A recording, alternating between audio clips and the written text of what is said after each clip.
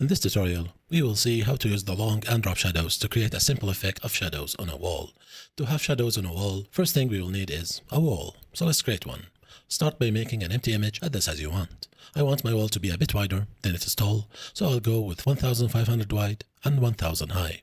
Now I will use the gradient to create it. So add a fill, change it to gradient, and click the gradient itself to edit it. Now, the wall I want is a bit creamy / light beige kind of color, but apparently it's called Cosmic Latte. Well, I love these names, but to be exact, it's RGB 210, 200, and 190. So double click in the middle to create a new point, then double click the new point to change its color to that.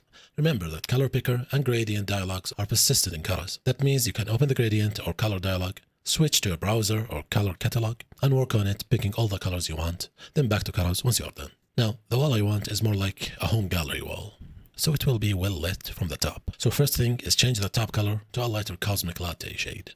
Now you can change it to that directly or just delete it and create a new node, which will automatically have the main color to it. Now double click it, and now you can simply change it to a lighter shade by increasing the value and decreasing the saturation to your liking. I'll make it almost white. The lit area is a bit too long for me, so double click near the main point to create a new point with almost the same color, then drag the new point to the top to have a tighter lit range. Looks good. Now we are done with the top half. Now for the bottom half. I want thin dark strip followed by an orangish beige color. Double click the bottom point and change its color to orangish beige. Now I want the bottom area to be a bit darker, so move it a bit to the left, double click on the far right to create a new point and make it darker. Looks good. Now for the thin dark strip. We want it to be sandwiched between the two main colors.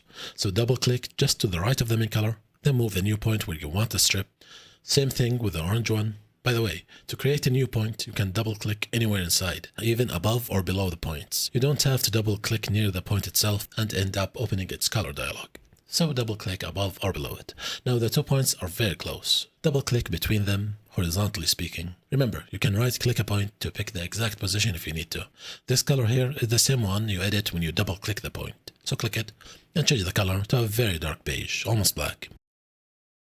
Looks good. We are done with the wall colors. But the wall looks a bit too perfect. You know what that means. Time for a noise node. Perlin is always good. Mix it by screen and 60 opacity.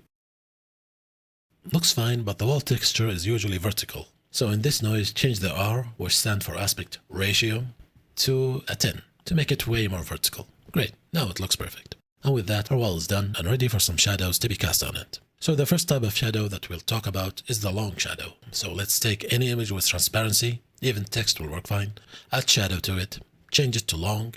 We want the light coming from the top left, so change the angle to that, fade it a bit, fade it a lot actually, and limit its length. Increase the opaqueness a bit, that's too much, that's good. Now the text looks a bit too flat, so add a bevel. Change the angle to match the light, and change the intensity a bit.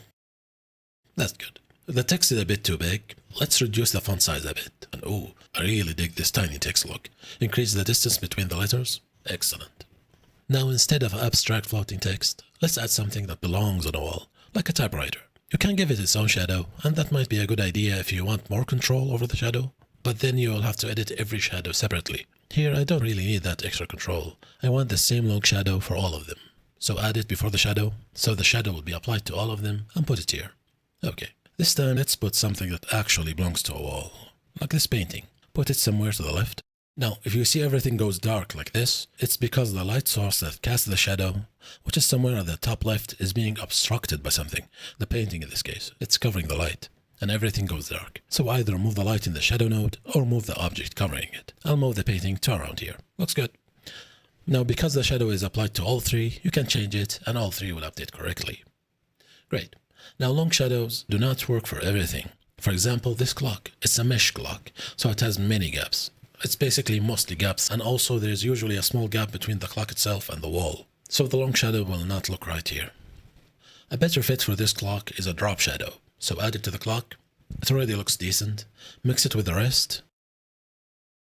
Move it to around here. The clock looks a bit too flat, so same thing with the text, add a bevel. Change the lighting to match the rest, and edit it to how you like it, and we are basically done. But here's a final tip. If you have too many effects, and there are too many nodes, and things get too cluttered, it's not in this case, but for bigger projects it can be. Then a good way to deal with that is by going to a chain of nodes that you are happy with the results of and just using the result directly. For example, let's say you're happy with the clock result here. You're happy with the bevel, you're happy with the shadow, you got it how you want it, and you don't really need changing them anymore. If so, then double click the last node in the chain, the shadow in this case, then Ctrl R. This will make an image of the result clock. And now you can use this single image directly instead of all three. And because this image already incorporated all the effects, you can even remove the mix node too and connect it directly to the wall. And now you can either move the chain out of the way, so you can go back to it at any time later in case you need to change anything, or just delete it if you know you're done with it. That's it for this tutorial. Hope you liked it. Don't forget to like if you did. You can download and try Carrot yourself, and find more tutorials at carrotjam.com. See you next time. Take care.